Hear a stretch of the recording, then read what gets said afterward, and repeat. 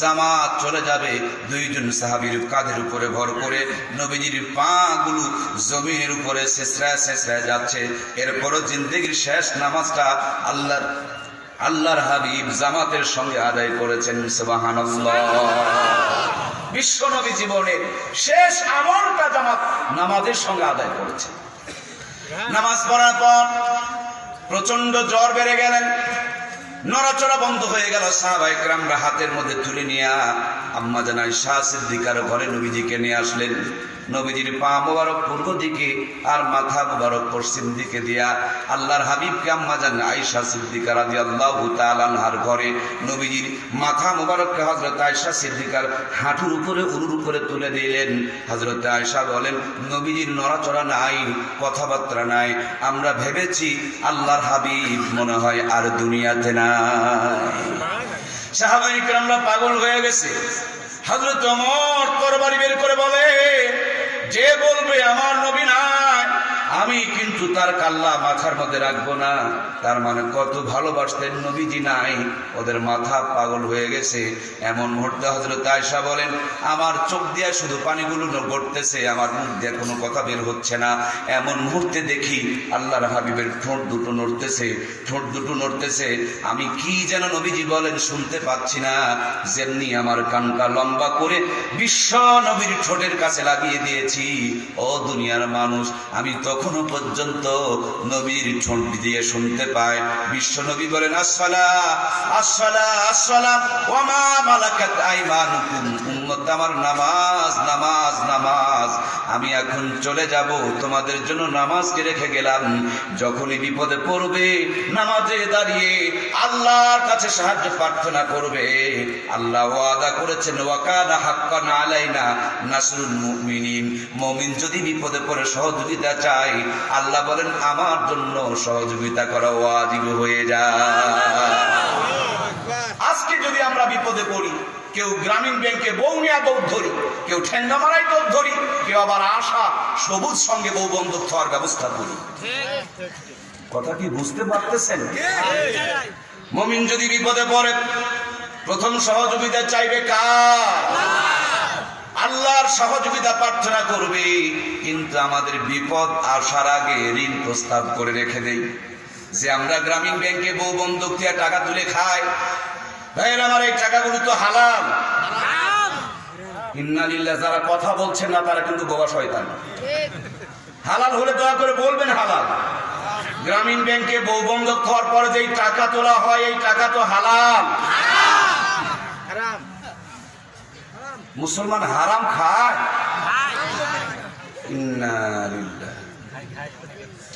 আরে হারাম কর, তুমি বিপদে পড়ে বলবে রব্বানা যালামনা। কেমনে তোমার আল্লাহ কথা শুনবে বলো না? হালাল করে যায় নামাজ বিছায় আল্লাহকে ডাকো না, তোমার ডাকতে দেরি হবে, আল্লাহ সাড়া দিতে দেরি করবে না। তুমি দেখো না ইতিহাস, আগুনের মধ্যে দাঁড়ায় হযরত ইব্রাহিম ডেকেছেন আমার আল্লাহকে। আগুনকে জান্নাতের বাগান বানিয়েছেন কে? পানির মধ্যে পড়ে, কূপের মধ্যে পড়ে ইউসুফ আলাইহিস সালাম তাকে ডেকেছেন কাকে? কূপ থেকে তুলে নিয়ে ওই মিশরের গভর্নর বানিয়েছেন কে?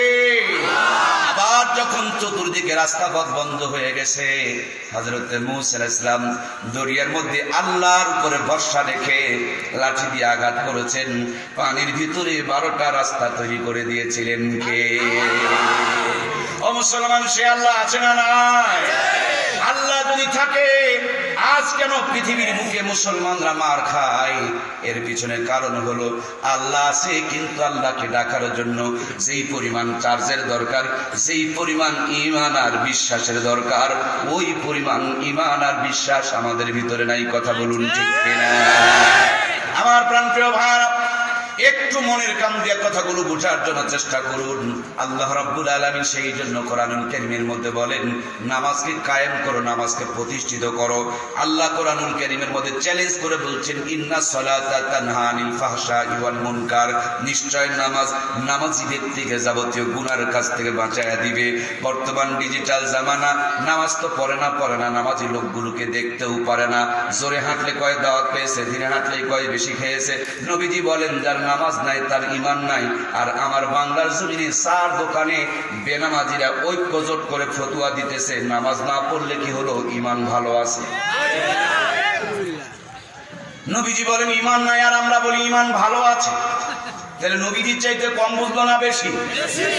যারা নবীর চাইতে বেশি বোঝে এরা নবীর উম্মত হতে পারে। নবীর মতে মত তাকে বলে নবীর উম্মত।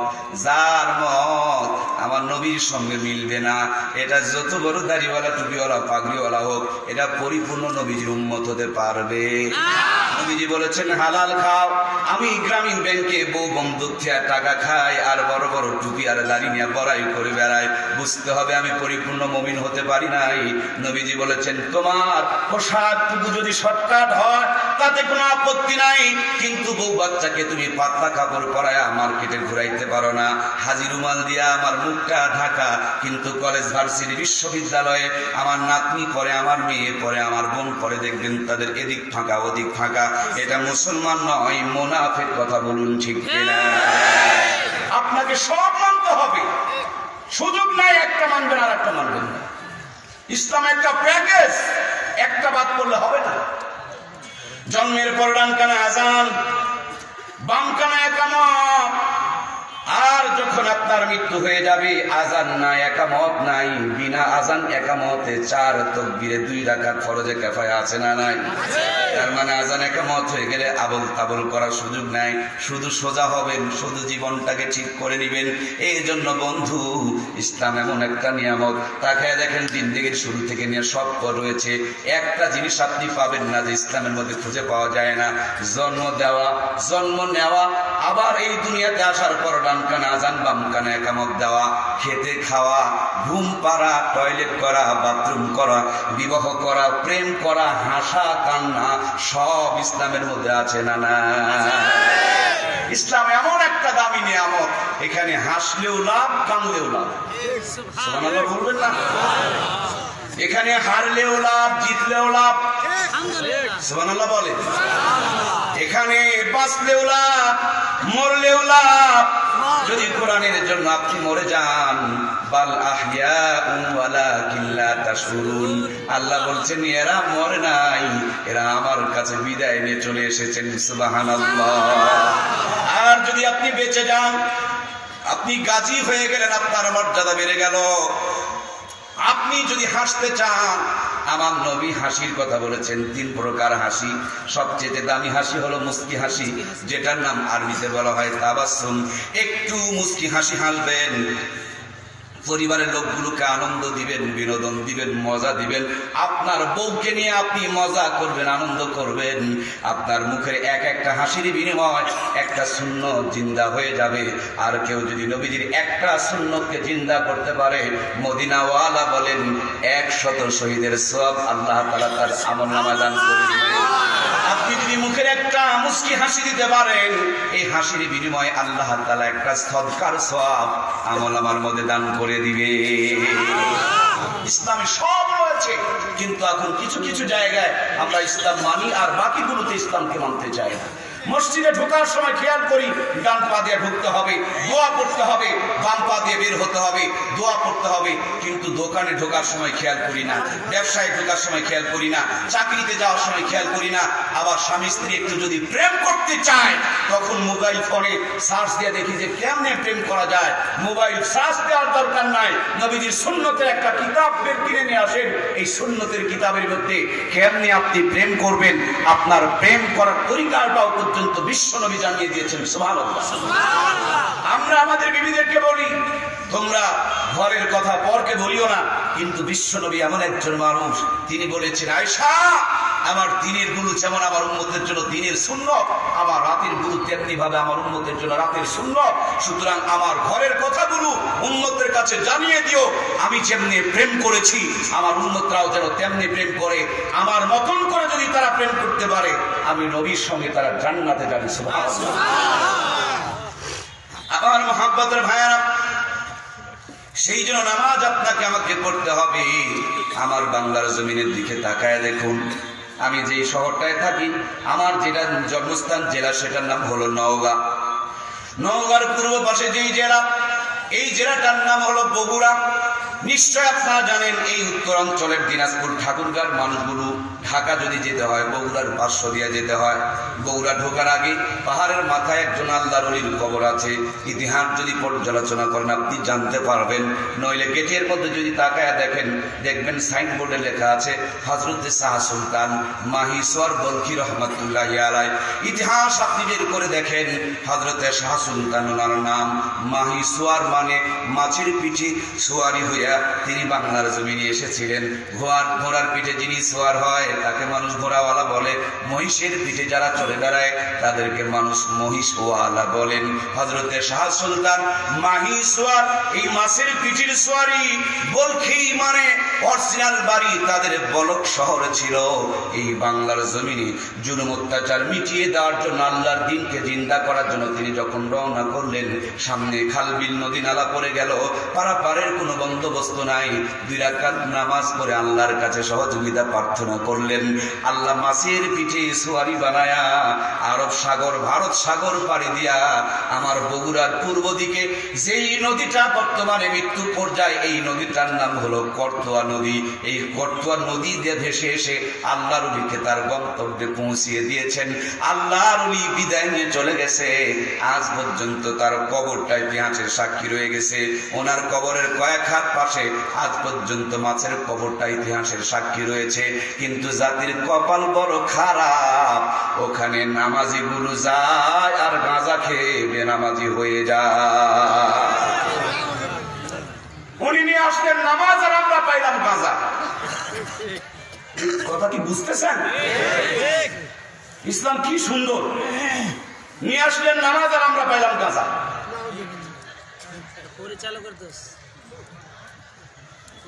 গত বছর ময়মনসিংহ থেকে মাহফিল করে আসতেছি, মাস্তান করে আটকা পড়ে গেলাম 4 ঘন্টা। গাড়ি এদিকেও যায় না ওদিকেও যায় না। এই তো রাত জাগা জার্নি করা মানুষ, জীবনটা আর কত চলে। কালকে পাবনা মাহফিল করেছি, এই তো চলতেছি ভাই, আগামীকাল আবার আছে, এই যেতে হবে। আলহামদুলিল্লাহ আল্লাহ চালাইতেছেন, শরীর আর চলছে না, জীবন আর চলে না। উঠে একটু দাঁড়ালাম, হায় হায় মানুষ না ভেড়া চিনা যায় না। মানে কতদিন থেকে যে মোজদারি আর চুল কাটে না আল্লাহ ভালো জানে, জটলা লেগে গেছে। কথা কাছে যাওয়া যায় না রে বাবা। ভোকরা পাঠা, বুড়া পাঠা ছিলেন তো, কথা পান না কেন ভাই? আরে ভাই, যেটা দুর্গন্ধ দূরের থেকে পাওয়া যায়, এর চাইতে বড় দুর্গন্ধ। আর সেইটাকে মানুষ বলে বাবা। বাপু বলে বাবা, মাও বলে বাবা, চাচা বলে বাবা, দাদা বলে বাবা, নানি বলে বাবা, আর সবার বাবা জাতীয় বাবা।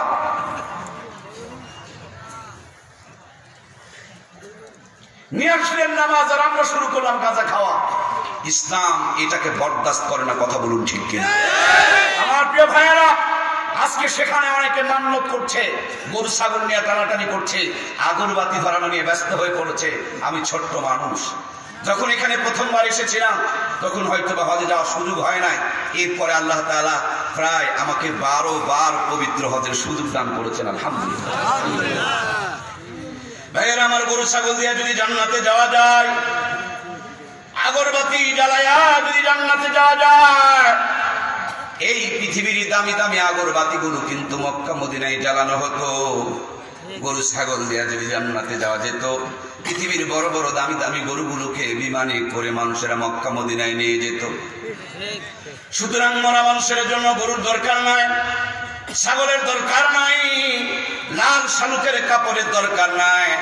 মুসকে বড় রেখে গাঁজা খেয়ে যদি চেহারাটা লাল করে দিতে পারলে বড় আল্লাহর ওলি হওয়া যায়। নবীজি রওজার পাশে ওরকম বহুত অলি ঘোরাফেরা করতো, কথা বলুন ঠিক কিনা? খেয়াল রাখতে হবে মুসলমান, লবণ যেরকম চিনিও কিন্তু দেখতে একই মতন, লবণ আর চিনির মধ্যে পার্থক্য আছে না নাই? এই বাংলার জমিনকে আল্লাহর ওলিরা আবাদ করেছে, ওই আল্লাহর ওলিদের কবরগুলোকে দখল করে নিয়ে ভণ্ড রাখুন বেঈমান বানানোর জন্য ষড়যন্ত্র শুরু করেছে। কথা বলুন ঠিক? দাড়ি টুপি দেখলেই ভরকে যাবেন না, যদি দাড়ি টুপি দেখলে ভরকে যান। স্মরণ করিয়ে দিতে চাই অনেকদিন আগেকার কথা, আমার নবী দুনিয়া ছেড়ে চলে গেলেন, ইহুদিদের আর সহ্য হলো না, চক্রান্ত বন্ধ করলো না। তিনজনের মাথায় বড় বড় পাগড়ি, মুখের মধ্যে পাটের ফিসাওয়ালা বড় বড় দাড়ি, আর হাতের মধ্যে গায়ের মধ্যে জব্বা দিয়া বিশাল বড় তসবিহ নিয়া মদিনার মাঠের মধ্যে তারা ঘোরাঘুরি করেছে। জনগণের কাছে যায় না, যাকে দেখতে পায় তাকে হাদিয়া দেয়। পাবলিক মনে করলো এর চাইতে কোনো বড় পীর আর দুনিয়াতে কেউ হতে পারে না। উপরে উপরে পীরগিরি, ভিতরে ভিতরে কবর থেকে, এই গর্ত থেকে, তাদের ঘর থেকে লাশটা নবীজির লাশ চুরি করার জন্য গর্ত খনন করতে করতে একবারে ভিতর পর্যন্ত নিয়ে চলে গেছে। ওই জামানার মধ্যে ইরাকের বাদশাহ ছিলেন বাদশাহ নুরউদ্দিন। বাদশাহ নুরউদ্দিনকে নবীজি আমার তিনবার স্বপ্নে দেখালেন।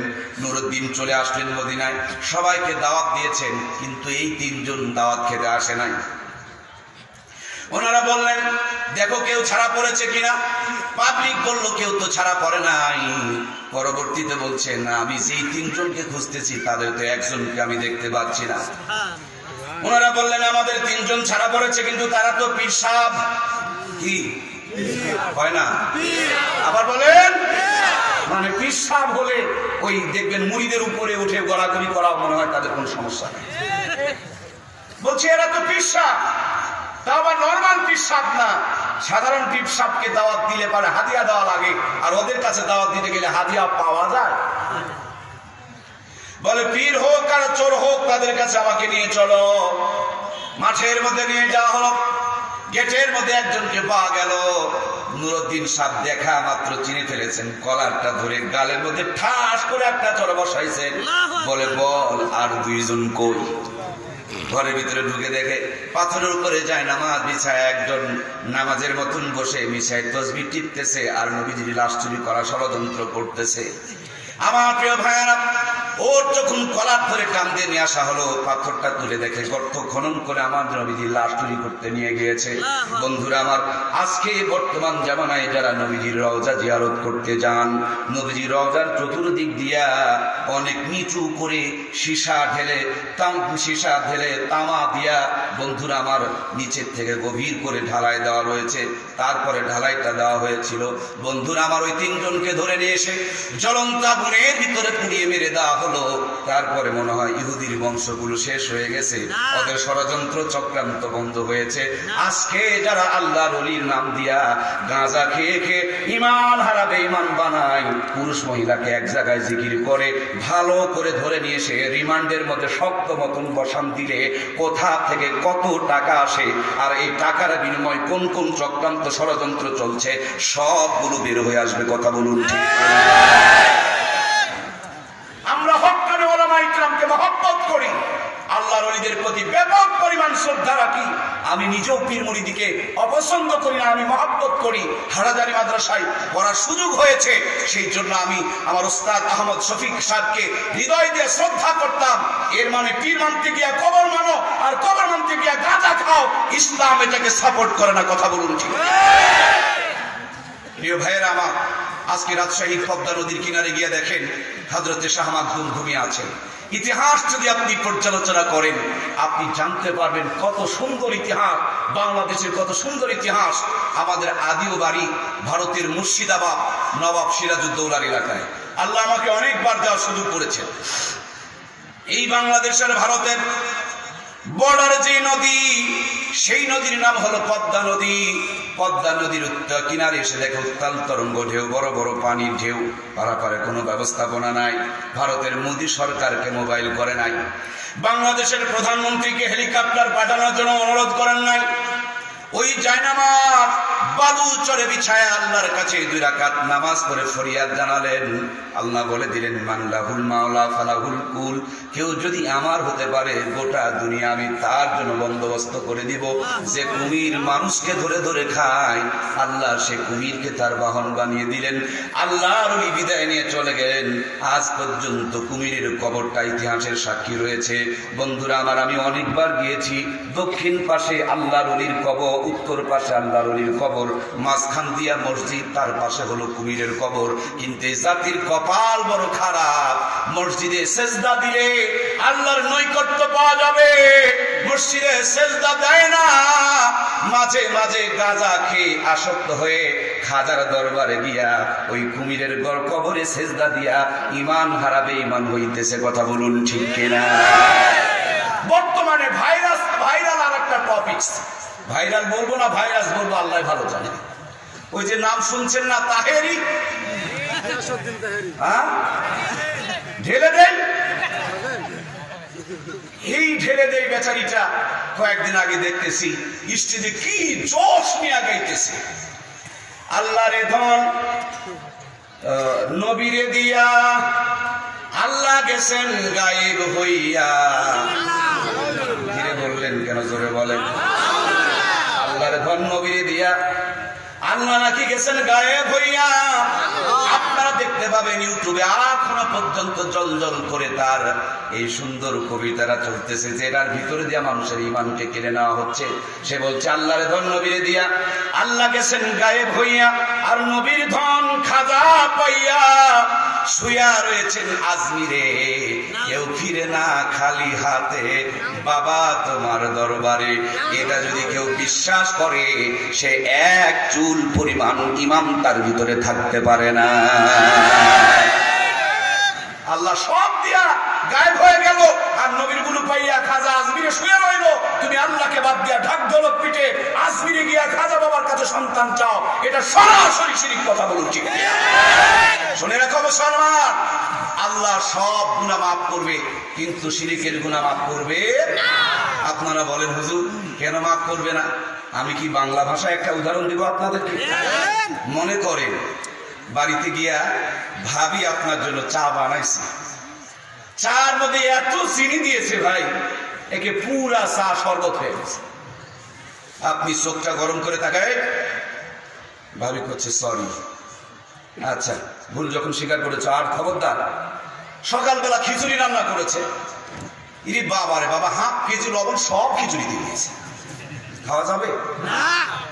আপনি যখন চোখ গরম করেন, ভাবি কয় সরি, আচ্ছা সরি যখন বলছে ঠিক আছে। দুপুর বেলা গোস্ত নিয়ে এসেছেন 1 কেজি, আর উনি লবণই ঢেলে দিয়েছে 3 পোয়া। গোস্ত খাওয়া যাবে? বড় বড় চোখ করবে, সরি, আবার মাফ করে দিলেন। রাত্রিবেলা বিরিয়ানি রান্না করছে, কিন্তু বিরিয়ানির মধ্যে মোটেও লবণই দেয়নি। আপনি আবার বলছেন, ভাবি বলছে সরি, ছেড়ে দিলেন। কিন্তু আপনি মার্কেটে গিয়েছেন কিংবা রানী শঙ্কলে গিয়েছেন, বাড়িতে এসে দেখতেছেন ভাবি কাপড় চোপড় ঠিকঠাক নাই, চুলগুলো এলোমেলো, অন্য একটা ছেলের গলা ধরে ধরে ঘুমিয়ে রয়েছে।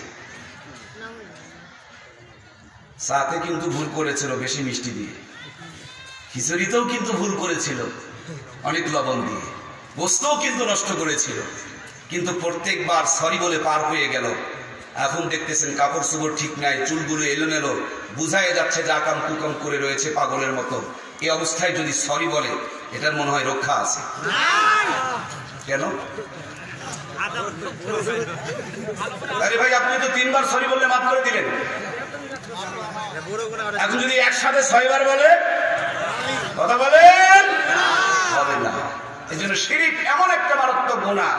লবণ দেওয়া, চিনি দেওয়া, এগুলো পুড়ে যাওয়া এরকম কোন গুনাহ না, এটা ডাইরেক্টলি পরকীয়া অপকর্মের মতন মারাত্মক গুনাহ। এই গুনাহর কোনো মাফ হবে না তওবা না করা পর্যন্ত। কথা বলুন ঠিক কিনা? আজকে আমাদেরকে বেঈমান বানানোর জন্য সে গুনাহগুলো আমাদের ভিতরে ঢুকিয়ে দেওয়া হচ্ছে। আমার প্রাণপ্রিয় ভাইয়েরা, সেই জন্য আল্লাহ রাব্বুল আলামিনের কাছে আমরা দোয়া করছি, আল্লাহ তুমি আমাদেরকে ঈমান হারা বেঈমান বানিও না। জোরে বলুন আমিন। মহব্বতের ভাইয়েরা আমার, এই বাংলার সবচেয়ে বড় ওলি, যার নাম হযরতে শাহজালাল মুজাররদে আমিনী রহমাতুল্লাহ আলাইহি, শুধু সিলেটের জমিনে একজন মুসলমান, নাম ছিল তার বুরহানুদ্দিন। দীর্ঘদিন বিয়ে করেছেন, সন্তান হয় না। আমি বানিয়ে বলছি না, আমার বাংলাদেশের ইতিহাস আমি আলোচনা করছি। এটা নাস্তিকদের জমিন নয়, মুরতাদদের জমিন নয়, গাঁজাখোরের জমিন নয়, কুকুরের মতন দাঁড়িয়ে দাঁড়িয়ে যারা ছটছট করে স্প্রে করে তাদের জমিন নয়। যাদের জমিন তাদের জীবনী নিয়ে আলোচনা করছি। একজন মাছকে সোয়ারি বানিয়ে এসেছে, আর একজন কুমিরকে সোয়ারি বানিয়ে এসেছে, আর একজনের কথা আমি আলোচনা করছি যাকে দিয়া বাংলার জমিনকে আল্লাহ তাআলা উদ্বোধন করিয়েছে। বুরহানুদ্দিন সন্তান হয় না, আল্লাহর কাছে নিয়ত করলেন, মালিক তুমি যদি একটি সন্তান দাও আমি তোমার জন্য আকিকা করে দেব গরু জবাই করে। সন্তান আল্লাহ দিয়ে দিলেন। আল্লাহর বান্দা গৌর রাজ্যে বসবাস করতেন, যেই রাজ্যের মধ্যে গরু জবাই করা যাবে না। বর্তমানে এইটাকে ইস্যু বানায়া ভারতের মধ্যে মুসলিম নিধন চলতেছে। কথা বলুন ঠিক কিনা? গরু যদি তাদের মা হয়, ওরা গরুর সন্তান কেন রে ভাই? ডাইরেক্ট বাংলা বলেন, গরুর বাচ্চা। আমরা কিন্তু মনে করি না এটা গরুর বাচ্চা। হিন্দুরা কি গরুর বাচ্চা? আমরা মনে করি ওরা মানুষের বাচ্চা, কিন্তু ওরা মনে করে গরু আমাদের মা, আর তারা নাকি গরুর বাচ্চা। আমরা তাদেরকে গরুর বাচ্চা মনে করি, কিন্তু দুর্ভাগ্যজনক হলো সত্য, গরুর দুধ খাওয়া জায়েজ আছে, মুদ খাওয়া জায়েজ নাই। আমার মনে হয় আসলেই কি গরুর বাচ্চা নাকি ভাবতে বড় কষ্ট হয়। ওদের দেশে নাকি এখন দুধের চাইতে মুতের দাম বেড়ে গেছে। কথা বলুন ঠিক আছে? গরু যদি মা হয়, আমরা গরু জবাই করে খাবো না, কিন্তু আমরা জানি তোমাদের মূর্তিগুলো, দেবতাগুলো থাকে মন্দিরে। কেন তোমরা গরুকে রেখেছো গোয়াল ঘরে? সব গরুগুলোকে তোমরা মন্দিরে ঢোকাও। আগামী দিন বাংলা সহ গোটা দুনিয়ার কেউ আর গরু জবাই করবে না। কথা বলুন ঠিক কিনা? আমাদেরকে খেতে দিবে না, আর নিজেরা ঠিকই কাঁধের মধ্যে জোয়াল তুলে দিয়ে হাল বয়ে নিবে। হাঁটতে যদি না পারে হালো কণ্ঠে দিয়া মার পাছার চামড়া তোমরা ছিলে ফেলবে। ওই মাকে জবাই করে চামড়া গুঁড়োদের মধ্যে লবণ লাগায়া শুকায়া সেই চামড়া দিয়া জুতা বানায়া মিংটি করে মন্দিরের মধ্যে যাও আর নমো নমো করে বেড়াও। মায়ের চামড়া দিয়া জুতা বানাও, তখন কি লজ্জা শরম লাগে না? কথা বলুন ঠিক? সব হলো ইস্যু। এটা ট্যাগ ট্যাগ, এক একটা করে ট্যাগ লাগায়া এক একজনকে মারার এক একটা করে ফোন দি। দেখেন না নিজের দেশের বিল্ডিং নিজের বিমান দিয়া ভাঙলো, 10টা পায়ে দিল ওসামা বিন লাদেনের ঘাড়ে। আরে লাদেন যদি অপরাধী হয়, লাদেনকে তোমরা ফাঁসি দাও ভাই। আফগানিস্তান তো পুরা দেশ তোমাদের কোনো ক্ষতি করে নাই। তোমরা নাকি এত বড় মারো, ওখানে রাডার রেখে দিয়েছো, আর বাংলার কোন জায়গায় শুই পড়ে আছে সেইটাকে তোমরা দেখতে পারো আমেরিকা থেকে। আর তোমাদের বিল্ডিং তোমাদের বিমান দিয়ে ভাঙা হলো, তোমরা দেখতে পারো না। এই নাটক আর পৃথিবীর কোন মুসলমান পছন্দ করে না, বিশ্বাস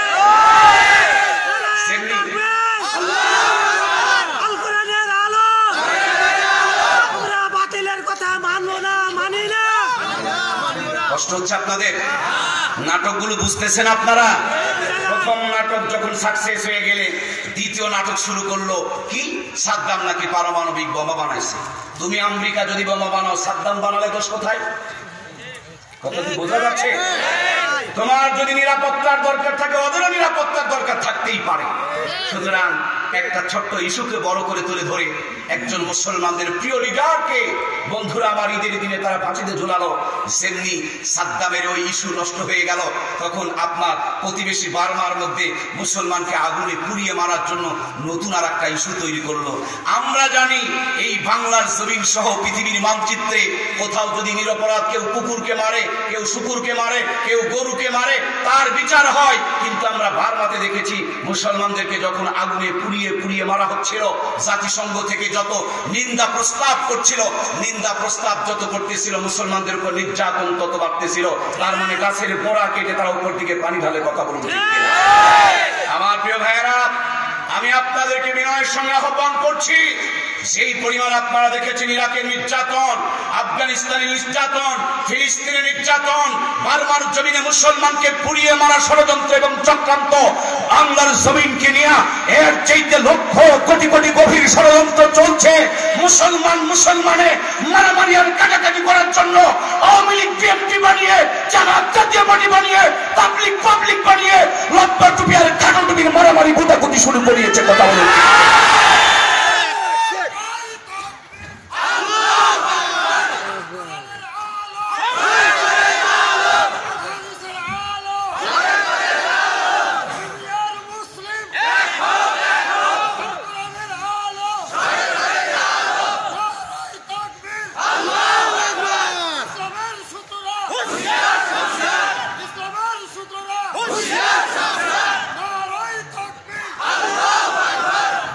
প্লিজ এক জায়গায় আমার একটু দ্বিমত। শেষে স্লোগান দেওয়া হচ্ছিল ইসলামের শত্রুরা, আমরা বলছিলাম হুঁশিয়ার সাবধান। আমি বলবো ওদেরকে সাবধান করা লাগবে না, নিজে সাবধান হও। ওরা কি পরিমাণ সাবধান মুসলমান তুমি জানো? ওদের হিন্দু ধর্ম একটা, বৌদ্ধ ধর্ম আর একটা, খ্রিস্টান ধর্ম আর একটা, 3 ধর্মের লোক এত সাবধান, 3 ধর্মের লোক এক জায়গায় হইয়া ঐক্য পরিষদ তৈরি করেছে শুধু তোমাকে আমাকে বাঁশ দেওয়ার জন্য। আর তুমি আমি কপাল পোড়া মুসলমান বাঁশ খাওয়ার জন্য আওয়ামী লীগ বিএনপি জামাত জাতীয় পার্টি পাবলিক বানায় শেষ হয় নাই, এখন শুরু করেছে লম্বা টুপি না খাটো টুপি, দলিল না জল্লিম, জোরে আমিন না ধীরে আমিন, হাত বুকে হবে না নাবিতে হবে, এই নিয়ে মারামারি পিটাপিটি গুতাগুতি আর ফাটাফাটি চলছে। গ্রামীণ ব্যাংক, ঠেঙ্গা মারা, আশা, সবুজ সংঘ ঘরের মধ্যে ঢুকে বউ বাচ্চাকে বন্ধক নিয়ে সুদ ঘুষের জমজমাট ব্যবসা চালু করে দিয়েছে। মুসলমানের ঘর থেকে কোরআনুল কারীমকে কেড়ে নিয়ে আগুম বাগুম হাট্টি মাটিম ঘোড়ার ডিমের ভাইরাস ঢুকায়া মুসলমানের সন্তান রাস্তার পাশে দাঁড়ায়া কুকুরের মতন ছটছট করে স্প্রে করছে। এই মুসলমানের ঘরে 50 বছর আগে কোরআনুল কারীমের তেলাওয়াত আর নামাজ ছাড়া কিছু পাওয়া যায় না, সেই মুসলমানের ঘরে যায় নামাজ নাই, কোরআনের তেলাওয়াত নাই, হিন্দুরা মন্দির থেকে উলু উলু ধুনি দেয় আর মুসলমানের মেয়েরা মুসলমানের ঘর থেকে সাপ্লাই করে। কথা বলুন ঠিক কিনা? এই জন্য প্রিয় ভাইয়ের আমার, আমি আহ্বান করছি আর গুতাগুতি করার সময়। আমি আল্লাহর ঘরে দেখেছি, আমার এই 2 চোখ দিয়ে দেখেছি, সামনের লোকটা বুকে হাত বেঁধে নামাজ পড়ে, পরের লোকটাই দেখি নাভিতে হাত বেঁধে নামাজ পড়ে, পাশের লোকটা হাম্বলি মাযহাবের, উনি আবার হাত ছেড়ে দিয়ে নামাজ পড়ে। কাবা শরীফে যদি বুকে হাত বেঁধে নামাজ হয়, নাভিতে বেঁধে হাত বেঁধে নামাজ হয়, হাত ছেড়ে দিয়ে নামাজ হয়, এইটাকে নিয়ে যারা গুতাগুতি লাগায়, আমি মনে করি এরা রাম বলদ ছাড়া আর কিছু নয়। কথা বলি, এই বোকা, তোর এত এলেমের জোর, হাটাজারি গিয়া বস, রাস্তায় পাবলিকে গুতাগুতি শিখাস কেন? আরে বাল্বে ফু দিয়া তো কোনো কাম নাই রে ভাই, বাল্বের একটা সুইচ আছে, সেখানে গিয়া চাপাচাপি কর, অন অথবা অফ হয়ে যাবে। তোমরা যদি ইসলামের বন্ধু হয়ে থাকো, তোমরা যদি জাতির কল্যাণ চেয়ে থাকো, তোমরা নিজেরা বসে সমাধান করো। আমি জানি তোমাদের জুতা টানার মতন আমার যোগ্যতা নাই, তবু আমি ওই এলেমকে ঘৃণা করি, ওই এলেমকে আমি সবচেয়ে বেশি ধিক্কার জানাই, যে এলেম জাতির ঐক্য নষ্ট করে, জাতিকে মারামারি লাগায়, জাতির ভিতরে বিভেদ সৃষ্টি করে। এই এলেমের আমাদের কোনো দরকার নাই। কথা বলুন ঠিক কিনা? আজকে আপনারা জেনে অবাক হবেন, আমার বাংলার জমিনে কয়েকদিন আগে একজন আলেমকে ওপেনলি দিনের বেলা চাকু দিয়া পিছন দিক থেকে তরবারিতে আঘাত করা হলো। বাকিগুলো কলা চুষতেছে আর চিন্তা করছে ঠিক হয়েছে, এটা তো হেফাজতি, মুফতি আমিনীর জামাই তো, এই জন্য ওরা এটা তো হেফাজতি। কয়েকদিন পর দেখলাম আব্দুর রাজ্জাক বিন ইউসুফের গাড়ি বহরে আবার হামলা হয়েছে। বাকিগুলো মনে মনে ভাবছে যে ঠিকই হয়েছে, এ লোকটা খালি গুতাগুতি লাগায়। কিন্তু এভাবে একটার পর একটা আলেমদের উপরে আক্রমণ আর হামলা আর মামলা, এ সবগুলো আমাদের জন্য ভয়াবহ বিপদের লক্ষণ। কথা বলুন বন্ধুরা আমার, আমাদেরকে বলদ বানিয়েছে। বলদ চেনেন আপনারা? মানে ওর মেশিন টিশিন কেটে দিয়ে ওইটাকে হিজড়া বানায় দিয়েছে। মুসলমানকে এরকমই বলদ বানিয়ে দিয়েছে। মুসলমান সব বলতে পারবে,